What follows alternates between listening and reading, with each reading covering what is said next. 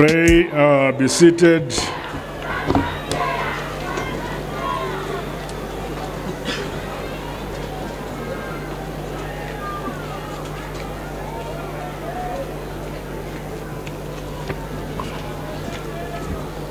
Our Director of Ceremonies, the Minister of Home Affairs and Cultural Heritage, Honorable K. Kazembe. The First Lady, Mary Auxilia Mnangagwa.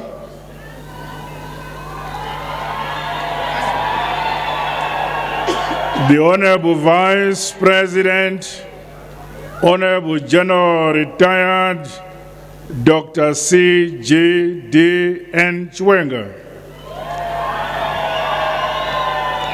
The Honorable Vice President, Honorable Colonel Retired K.C.D. Mohadi. The Speaker of Parliament, Honorable Advocate J.F.N. Mudenda. The President of the Senate, Honorable M.M. Chinomona. The Chief Justice, Honorable Justice Luke Malava. Honorable Ministers and Deputy Ministers who are here. Families of heroes and heroines of the Zimbabwe liberation struggle. War veterans, war collaborators, ex-detainees, and restrictees. Your Worship, the Mayor of Harare, Councillor J. Mafume, the Chief Secretary to the President and Cabinet, Dr. Martin Rushwaya, Chairman of the Public Service Commission, Dr. Vincent Ungwe, Commander, Zimbabwe Defense Forces, General P.V. Spanda, Service Chiefs, Your Excellencies, members of the Diplomatic Corps, esteemed traditional leaders, madzimambo edu, ndinokuremekedzai vari pano.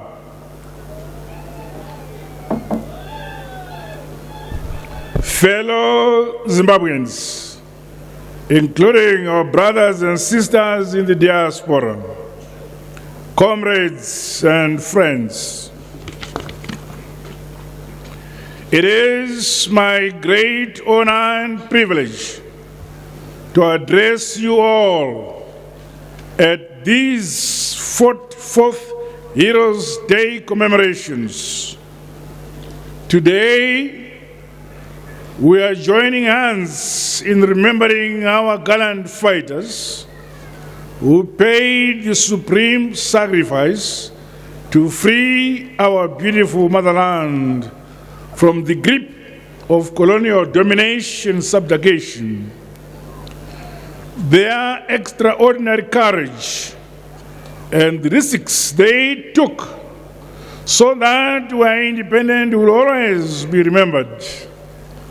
For it was they who helped shape our nation.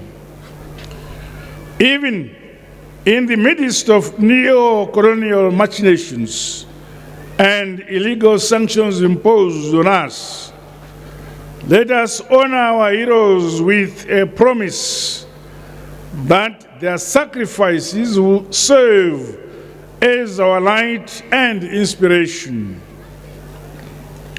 We vow to resolutely protect the integrity of our independence and the interests of our nation against those who wish us to fail. Ladies and gentlemen, comrades and friends, our resilience is the bedrock of our survival as a nation. As such, And against all odds, our economy continues to register positive growth.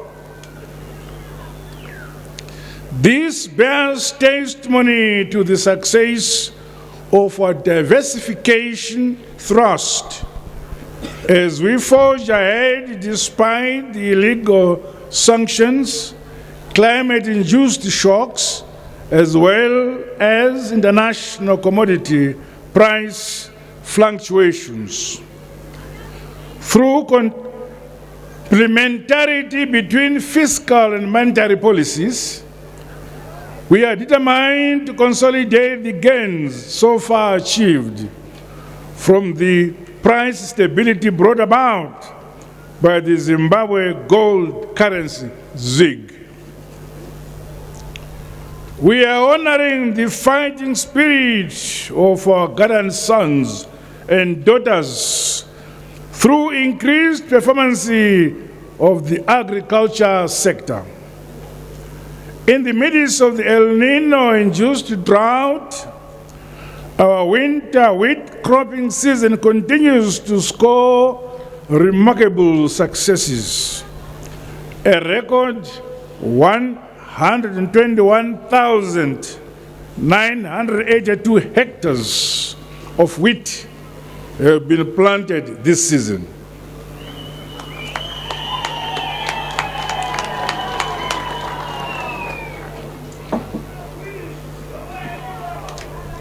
Further, my government has already commenced rolling out preparations for the 2024-25 summer cropping season, which is expected to restore food security through increased production on the back of massive irrigation infrastructure, rehabilitation, expansion and utilization. Meanwhile, government is providing social protection for vulnerable communities and households to ensure that no one starves. My fellow countrymen and women, our mining sector continues to benefit from investment into new and existing projects. I exhort players in the sector to ensure that we drive maximum benefits from the precious minerals which our heroes fought for by value adding and beneficiating them. The role of the energy and the power sector in the socio-economic development through industrialization cannot be overemphasized. Low power production levels at Kariba Power Station are being offset by the Wange 7 and 8 expansion project, which now feeds a constant supply to the national grid. Among numerous power augmentation projects, 2 large solar plants with a total capacity of 250 megawatts are being developed and will soon be commissioned. Our manufacturing sector is expanding value addition beneficiation activities. This year has seen manufacturing capacity utilization increasing to 53% and the creation of jobs which are yielding decent livelihoods. Micro, small and medium enterprises continue to scale up new heights in promoting women empowerment and community development and are playing a major role in the manufacturing and commercial sectors of our economy. With a view to enhancing productivity and competitiveness of micro, small, and medium enterprises, particularly those run by liberation struggle veterans, the Second Republic is prioritizing workspace provision through partnerships with pension funds, local authorities, the private sector, and development partners. We have since commissioned several safe markets and factory shells across the country. Government will soon undertake a comprehensive skills audit, which is expected to guide our investment towards upscaling skills delivery for optimal national economic performance. The focus will be on skills required for industrialization, business enterprise, as well as effective and efficient delivery of public services to citizens in modern times. The devolution and decentralization program is also addressing specific community needs through utilizing intergovernmental fiscal transfers. Comrades and friends, infrastructure upgrading and expansion projects in the transport sector continue to deliver tremendous results for our roads, our bridges, and the related infrastructure. Focus has shifted to the Harare-Chirundu Road section, as well as the upgrading of the Harare-Kanyemba, Harare-Nyamapanda, the old Gwanda Road, and the Bad Bridge Bulawayo Victoria Falls Highway, among others.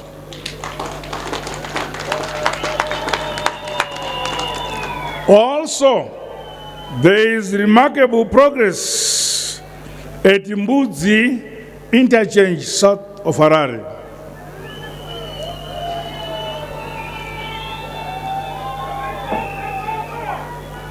The Second Republic is fully aware of the pressing need for decent shelter for our citizens. Hence, the continuing robust investment, which is transforming both urban and rural communities. The Second Republic has taken the strategic decision to position Rural Infrastructure Development Agency in all rural districts across every province. The agency is attending to both gravel and surfaced roads, wells and small dams for water provision for domestic and agricultural use, as well as infrastructure support for clinics, schools, and deep tanks. Our border posts are undergoing transformation, with physical infrastructure being complemented by technological innovations. This is enhancing the movement of goods and people, as well as regional integration. Earlier this year, the Second Republic launched the Youth Service in Zimbabwe training program. This marks an important step in ensuring that young people are patriotic and loyal citizens who reconnect with our national history and identify with the priceless sacrifices of our liberators. Our centers at Dadaya in the Midlands and Vumba in Manicaland are currently training over 1,000 youths, while vocational training centers are being modernized with the state-of-the-art machinery and digital technology.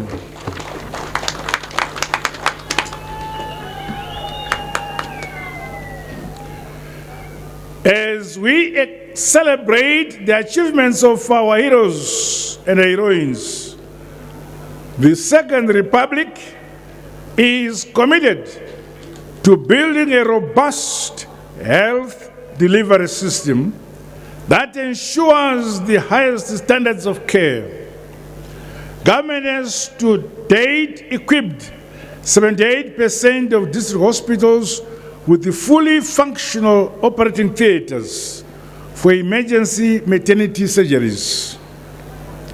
This program is being rolled out to cover all similar facilities. The crusade which we declared against drug and substance abuse targets a population that is free from the menace. Among a plethora of strategies, government is focusing on sporting and arts infrastructure development, including in the rural areas where the majority of our people live. On that note, the Rafamoyo multipurpose court, which was recently commissioned in Gutu, will be replicated across all districts. The safety and security of women and girls in an independent and a free nation is of paramount importance.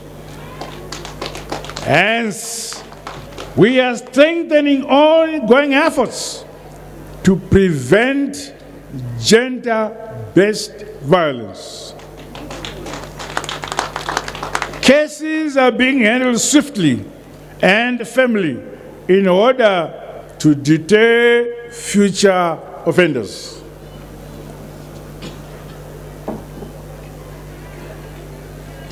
Our priority in the primary and secondary school subsector is to ensure access to quality education.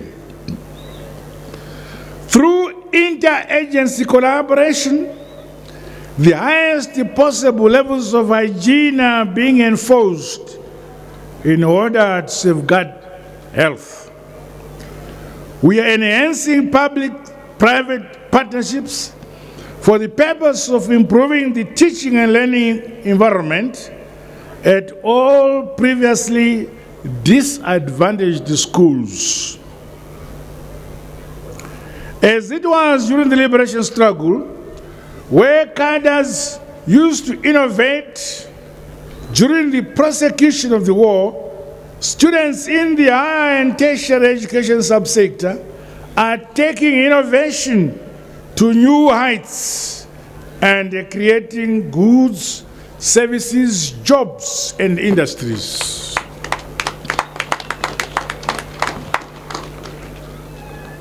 Our commitment to the digital technology revolution is a cornerstone for empowerment. As part of the enhancement of service delivery and driving economic growth in our economy. Hence, government is seized with initiatives such as the establishment of digital hubs in rural areas. This robust ICT program is expected to improve healthcare delivery, boost agricultural productivity, and create numerous opportunities for individuals, households, and communities towards achieving prosperity. My fellow countrymen and women, the nation for which our gallant sons and daughters paid the supreme sacrifice is richly endowed with breathtaking landscapes, wildlife, and a vibrant culture, all of which contribute to our status as the tourist destination of choice. Highlighting this, the tourism sector has been on a rebound. Recently, we successfully hosted the United Nations Gastronomy Conference, where our cuisine showcased Zimbabwe at its best. The United Nations Tourism Organization has since approved the setting up of the African International Culinary Arts Academy in our resort city of Victoria Falls.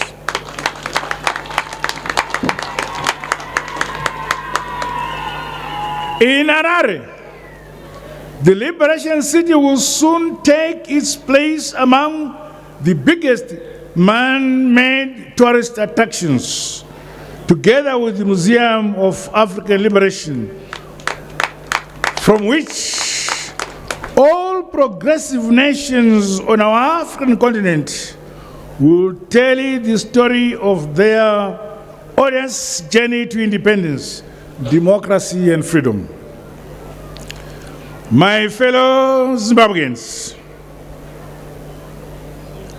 issues related to the welfare and economic empowerment of veterans, widows, and the war victims will continue to be given the attention they deserve.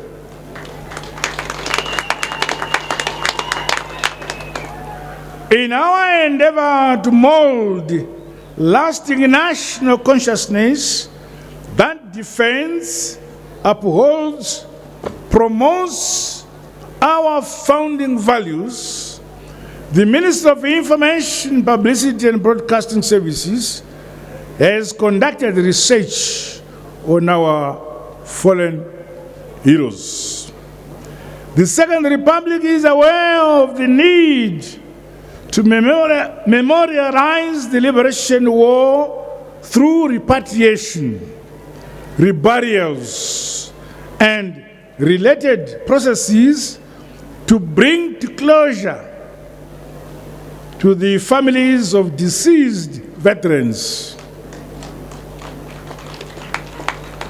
Apart from well-known bases such as Freedom Camp, Mukushi in Zambia, Nyazona and Chimoyo in Mozambique, government is availing resources towards repatriating and reburying thousands of veterans who still lie in shallow and unmarked graves in and outside the country.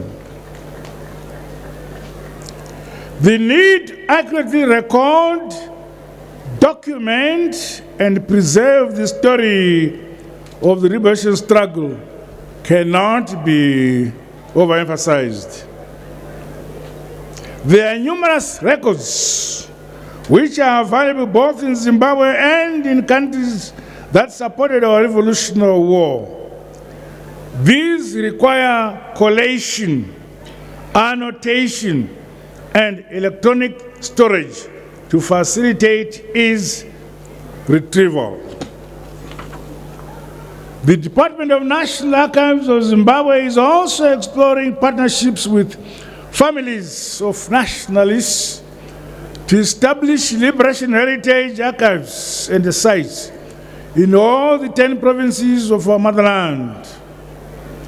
The department has also compiled documentation of liberation heritage narratives with a special focus on the Kamungoma massacre site in Gutu, Butcher site in Lusape, and the former Zappa assembly point in Buera, among many others.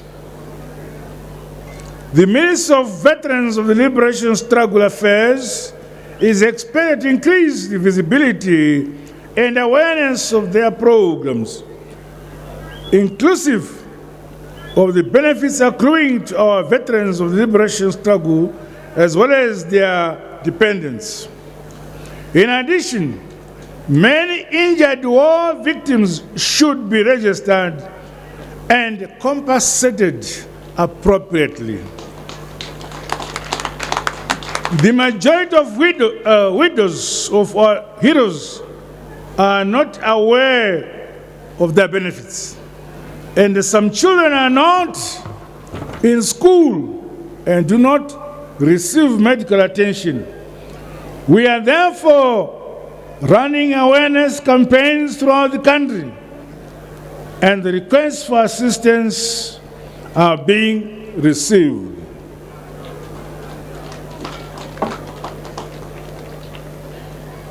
My fellow Zimbabwean dear comrades, our fourth Heroes Day commemorations are making a milestone in that we are conferring medals to a total of 184,310 veterans of the liberation struggle. We include 56,681 war veterans, 7,839 ex-political prisoners, detainees and restrictees, 110,374 war collaborators, and 9,990 non-combatant cadres. We will also confer honors and awards to deserving persons as follows: the Royal Order of Munumtapa, the Gold Cross of Zimbabwe, the Silver Cross of Zimbabwe, the Commendation Medal, and the Independence Medal. The conferment of medals on individuals who exhibited valor and performed distinguished humanitarian acts in various fields is intended to immortalize and memorialize the actions of these individuals. We are also honoring the Black Umfolosi for their song Unity, Unity, Unity.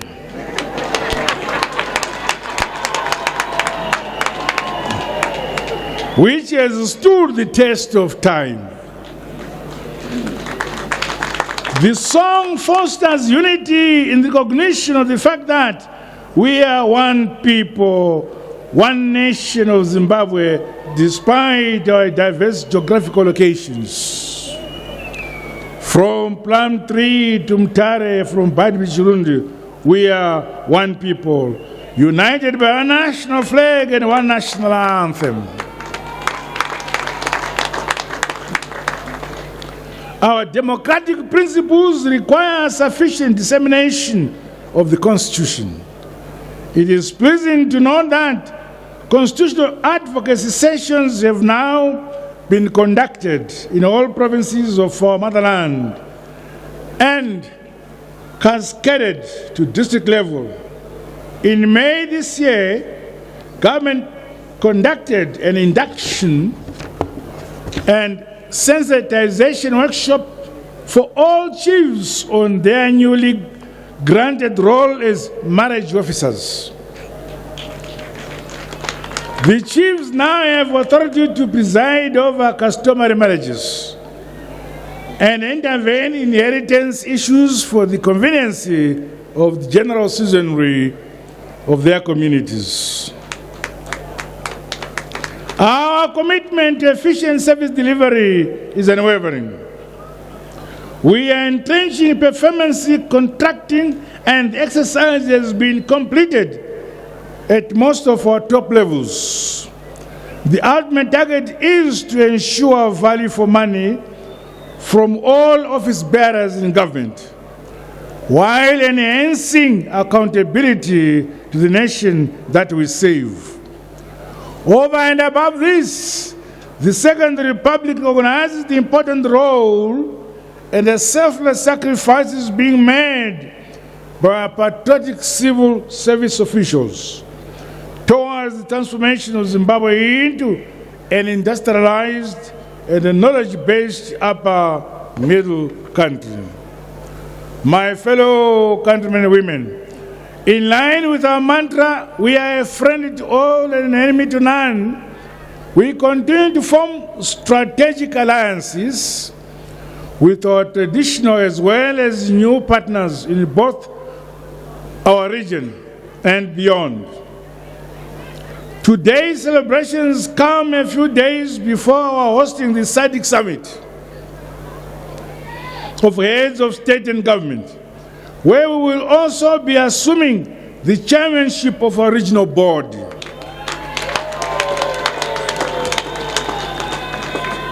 Build-up events and activities have already commenced, including the SADC Industrialization Week, as well as the Standing Committee of Senior Official Meetings. I once again take this opportunity to thank all Zimbabweans for maintaining a peaceful environment across the length and breadth of our motherland.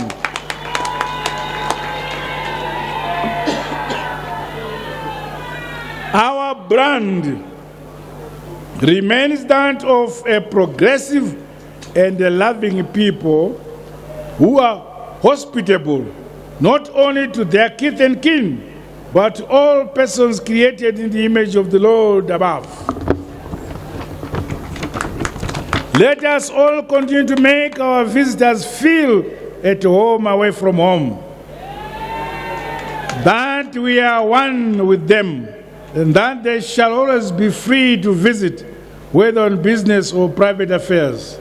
That is the Zimbabwe that our departed liberators, whom we are gathered here to commemorate, would have loved to live in harmony, and always committed to the betterment of mankind. In conclusion, as we celebrate Heroes Day, let us not take for granted the independence and the freedom that we are enjoying today, which was brought about by the sacrifices of the courageous men and women who fought against the brutal, racist colonial regime.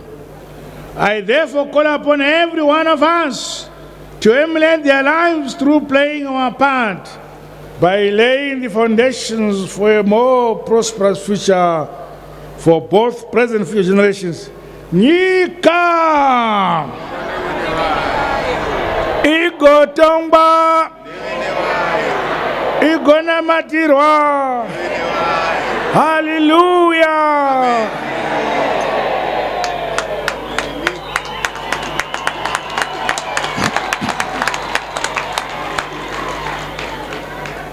As we honor our national heroes today, may we not only look back with admiration at their profound sense of patriotism, but also look at the future of our country and its unrelenting longing for the same profound sense of patriotism. To the families of our heroes and heroines, let me once again commit my government to the furtherance of the principles that inspired thousands to take up arms in the liberation of this nation. Our determination to look after your welfare is unwavering, and we shall always be bound by the lofty values, servant leadership, patriotism, and loyalty, as our great nation continues its relentless march towards the attainment of Vision 2030. As we would chant from the trenches of the struggle, Aluta! Aluta! And victory! Victory! May the dear souls of our departed heroes and heroines rest in eternal peace. Long live our unity, long live our peace, long live our freedom, and long live Zimbabwe. Ngiyabonga.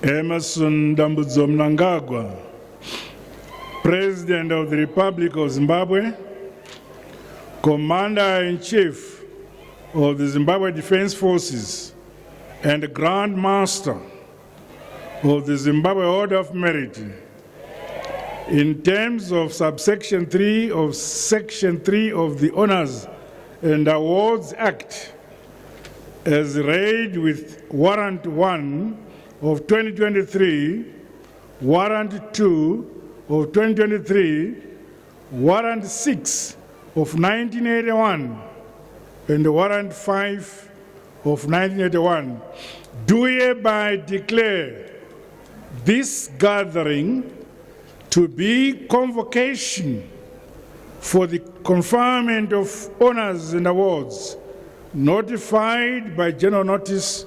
1232 of 2024. The University of Gloucestershire, United Kingdom.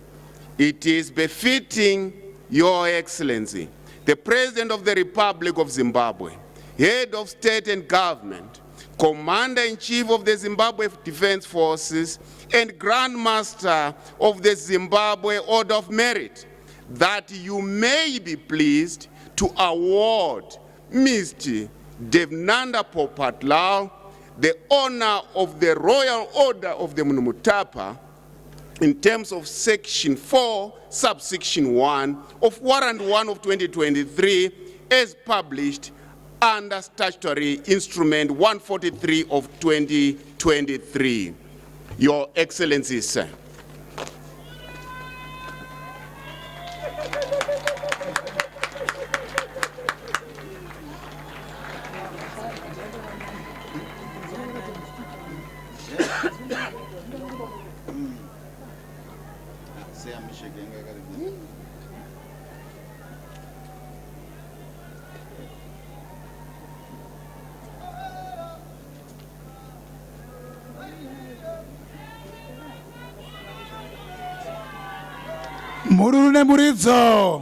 Order of Merit, that you may be pleased to award Black Umfolosi the song Unity, the honor of the Order of the Star of Zimbabwe Bronze Medal in terms of Section 4 of Warrant 2 of 2023 as published under Statutory Instrument 144 of 2023. Your Excellency, sir.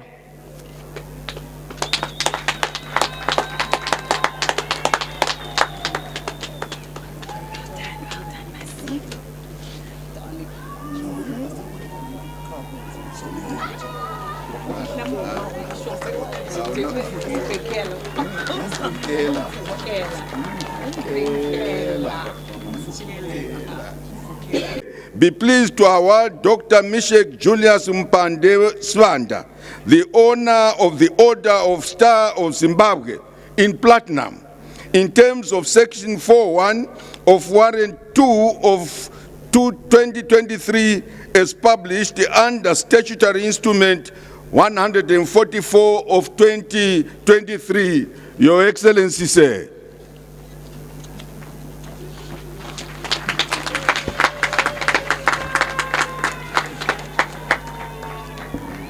Mururu nemuridzo. Aiwa tinotenda.